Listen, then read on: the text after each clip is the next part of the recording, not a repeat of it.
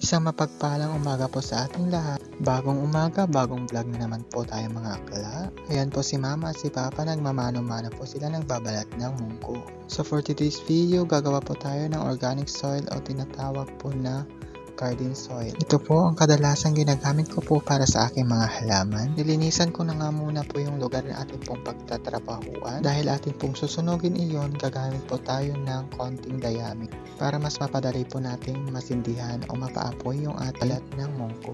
Sa pagsunog po natin ng balat ng munggo, kailangan po lagi po nating haluin ito nang sa ganun po is hindi po siya maging totaling abo na kulay puti. Mas maganda pong gamitin ang balat ng munggo na nasunog kapag ito po ay kulay itim. At dahil marami nga nakakalat na malapit na ma-decompose na balat ng munggo, ay dagdagan natin ito sa pamamagitan ng pagwalis at paglagay sa sinusunog nating balat ng munggo. Yung iba nga po pala dyan mga akla is balat po ng mga sitaw. Para sa ikakaganda ng ating mga halaman, dagdagan po natin ito ng river sand sa pamamagitan ng paghalo kung ito ay naging kulay itim na. Ito na nga po yung ating final result. Pwede na po siyang haluan ng river sand at ilagay sa ating mga halaman.